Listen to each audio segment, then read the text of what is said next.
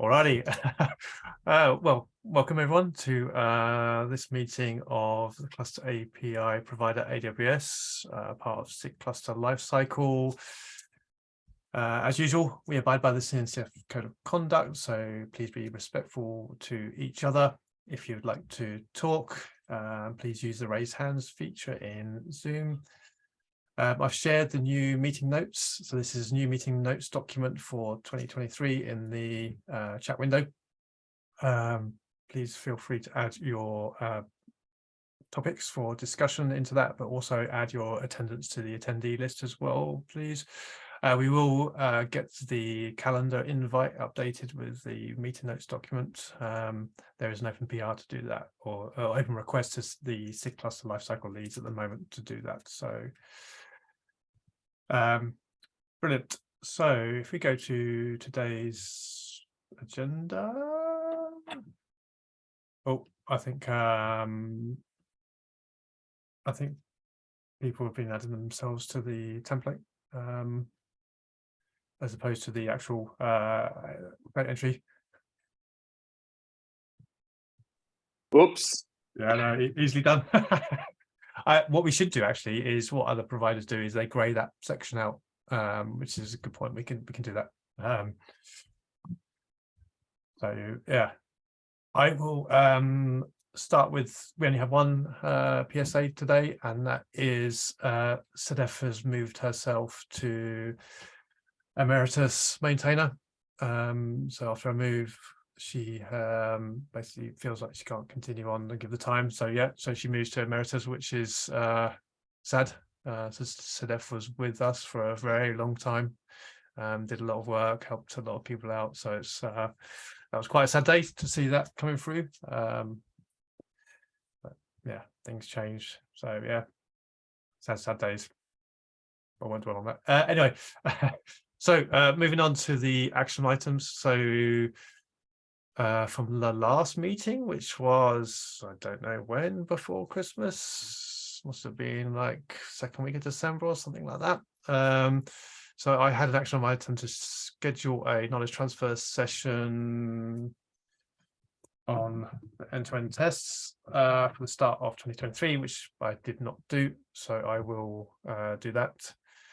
And then I also had a action item to add a issue for discussion in this office hours, which I did. I guess, does anyone have anything else to discuss from an agenda point of view before I talk about this? I feel like I've done a lot of talking. Go for it, go. Sorry, that was faster than finding the freaking raise hand thing. How are the tests doing? I wanted to ask. I'm still getting email about failed end-to-end tests. So what's up? Can I help out in that? I recently looks like I'll have some time to mock around, so can debug stuff. Yeah, that'd be good. Yeah, I've seen a lot of the alerts emails, but I haven't actually had a look at them. So yeah, that would be good. I know that Ankita has been working on making them more stable and updating this and that. Some of the AMIs weren't correctly working and required a different build or a newer version from some component. So yeah, she's been doing absolutely amazing stuff. Yep. I'll ask her later on if she knows anything. Otherwise, I'll investigate just the logs and things. Cool. Yeah. Oh yeah. Yeah, I can take a look as well, because that'd be good to get them properly stable again, wouldn't it? Cool. Mm-hmm. Yeah, that'd be great. Okay. That's all I had. Oh, there you go. So go. Sorry. No, sorry. That's all I had. Cool. So the next agenda item was mine, and it came up in a discussion, I forget where, maybe on Slack, and this was about this issue here, which is, I created the issue a long time ago. So when we have a machine deployment, so the current I guess advice from Cappy is if you want your machine deployment, if you want machines across multiple AZs, then you create multiple machine deployments, and each of those machine deployments you assign to a different AZ. So I guess this issue is around, do we want to support the automatic spreading of machines in a machine deployment across AZs, or at least have it as an option? There are some providers that currently do this. There has some logic within the controller, the machine controller that will place them in a different failure domain if one isn't specified. So I don't know. Someone asked for this, and then asked for it to be discussed. But yeah, I don't know if anyone has any thoughts. We can always go on, Daniel. Yeah, this question has come. I remember discussing this question in various, I guess, in various places over the years, really, and I think specifically for us, for a provider, it's yeah, I think there are good arguments against it. I don't have them all on the top, at the top of my head right now. I think one of them that I do remember is that you lose some determinism, you lose some control over how, I guess, over where the machines are deployed. For example, if you deploy across multiple failure domains, and there is one of the domains is out, then there is some kind of rebalancing, right? Sorry, not rebalancing, but there is a replacement. That replacement is I suppose it's within our control. But then, if that original failure domain is available again, do we need to figure out some kind of rebalancing? At that point, you as the cluster administrator, you don't really know. You don't really know. What your topology looks like anymore, at least from just looking at the size of some machine deployment. Whereas if you have machine deployments per failure domain, that's more clear. I think there were other issues with around scaling and auto scaling as well. I'll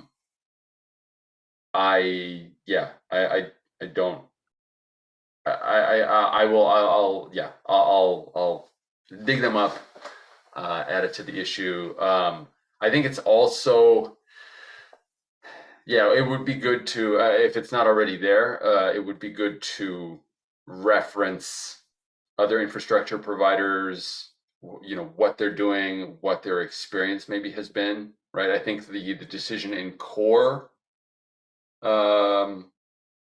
if I'm remembering this correctly, I thought the decision in core was not to support multiple failure domains for a machine deployment. Yeah. So there would also be the question of how do we make it work with that? So yeah. I'm taking that. I guess. Cool. Yeah, I know we actually did this with the micro VM provider, just because I can't remember the reasoning why. So we didn't really have the concept of failure domains, I guess, in the micro VM provider. So we just spread across different host machines. we hadn't actually had the concept of they were just different host machines, because it was, they weren't necessarily in a different failure domain from the traditional sense of, hey, from a networking and switch point of view.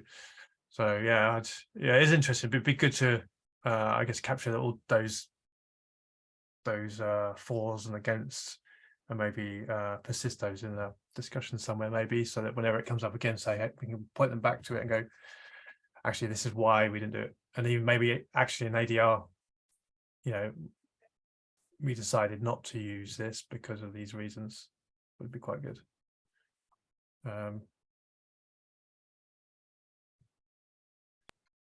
What one follow-up question is, so I'm just skimming through the issue, but have we, is there some use case that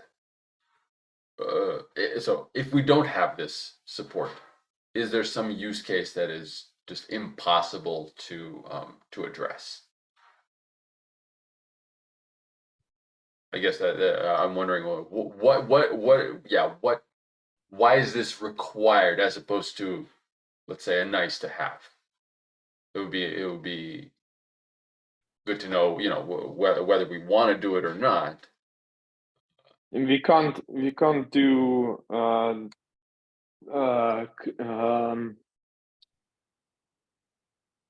so what if you only specify one AZ and that goes down? Then nothing works anymore.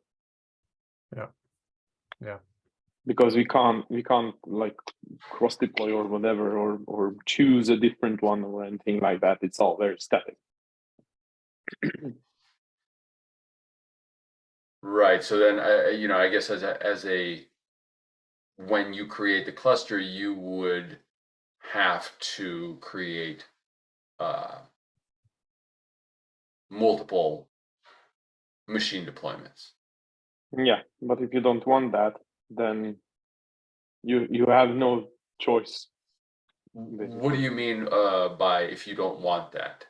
Well, you don't want multiple deployments. So I'm guessing go ahead. No, I'm just wondering why. Why? I'm just trying to get to. I'm trying to see if there is something that is. I guess from if I was like a new user and I came to Kafka and I was like, well, I just want machines in this region. I want them across the failure domains, but I don't necessarily want to create multiple manifests, multiple machine deployments, because I find that too much. Too many resource kinds. I just want it to spread automatically. Have like 3 replicas, but those 3 replicas in different AZs failure domains. Yeah.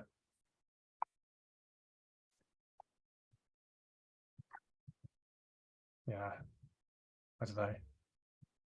I think you're right. It does open a whole can of worms. It's like, how do you then make sure, like you say, the rebalancing, how do you make sure you spread them and rebalance if one goes down? And the rebalancing is bloody awful.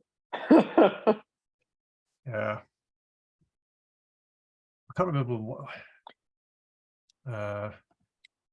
Well, is it though?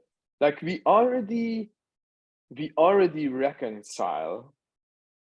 We already know if a machine is online or not, and we already know in which AZ we launched it. Yeah. But we wouldn't know what was the original AZ of it though. True. But I get, So how would we? So we wouldn't care. We don't have to care actually, right? Because we just see if there is like what's maybe the so I have like 2 failure domains and I have 2 machines. Then if it's requested, like something like spread them or out or whatever, then I always keep them at a neat, middle ground. So like one machine in one failure domain, one machine in the other. Failure domains goes down. Okay, I see I have only one domain. Well, tough luck. I put 2 of them into that domain. But as soon as I see that there is an available AZ, which we already reconcile, then on each reconcile, I say, okay, how many AZs do I have available? I have 2, but I have 2 machines in that AZ. So just freaking split in the middle and then put one in the other AZ. And since we already do the reconcile part, it would naturally like coordinate and then move it over into a different AZ and then deploy it there. I think guess that part is already supported, but I might be wrong. if we did that from a machine's point of view, so if we had 2 in the one AZ, then the second AZ came up. So in Cappy, that would have to be done like via the machine health check, wouldn't it? So that it kills the old machine, one of the machines, and then provisions a new one. Yeah. Yeah. Okay. So I'm not saying that's easy, but like sort of, there are a lot of things that we could maybe simplify, so to speak. Yeah. I wouldn't do this out of the box though. Like I would only do this if it's requested. Something like automatic spread failure zone spread or something like that, and make it an experimental feature or whatever.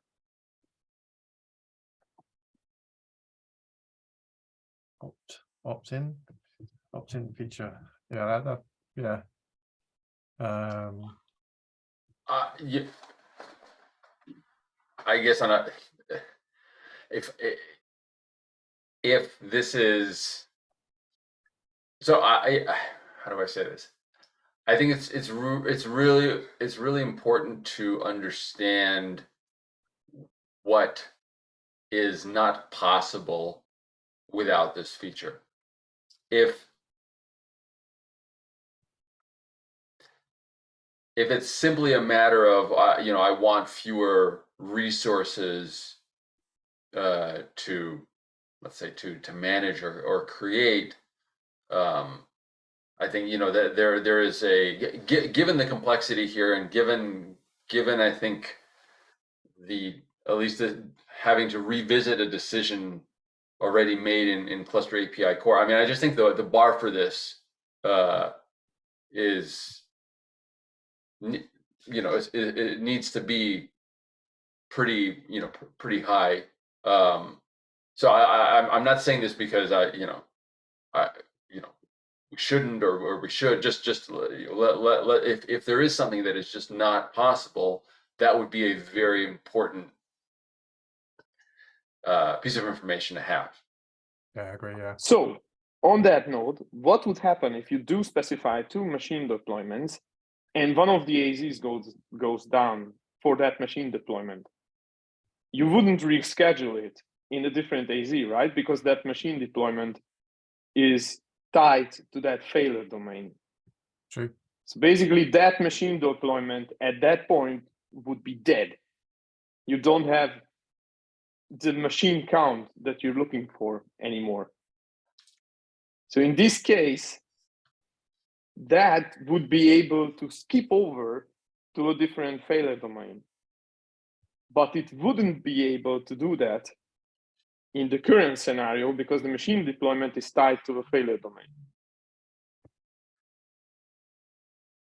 Yeah. True. However, if you are, why do we need the machines? We need the machines to run our workloads. If we have workload sensitive, if we have scaling, right?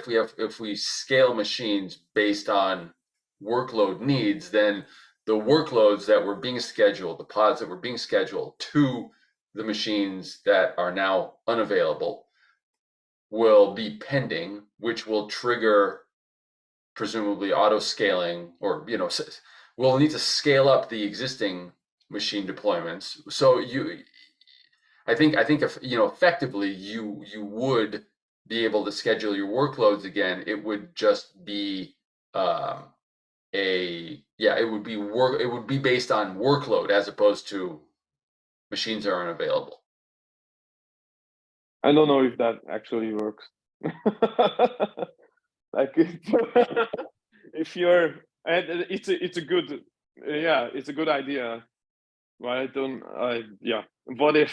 What happens to your network or your workload when your failure domain goes down? You probably, does the auto-scaling group understand that it now needs to schedule it into a different region? Not region, sorry, failure domain. Cameron, go for it. What's up? Yeah, I mean, it does. We had clusters in US East 2 that were affected last year when one of the AZs went out, and we had CAPI clusters that were spanning the 3 AZs. And we saw basically what was described here, where the pods all go independent and the other AZs scaled up pretty quickly. It took a few minutes, but the infrastructure seemed to do what it was supposed to do. All right, that's neat. Yeah, well, okay, that's a 1 point for Gryffindor. And I don't think that we would use this if this feature existed. We do the machine deployments, spread them out, different ones in each AZ. This might simplify configuration for some of our fallback machine deployments with less optimal instance types, because we have to duplicate those for each AZ, but I don't know that this feature work is worth just a little bit of less configuration. Maybe it's just a case of having like proper documentation on how to do multiple failure domain failovers.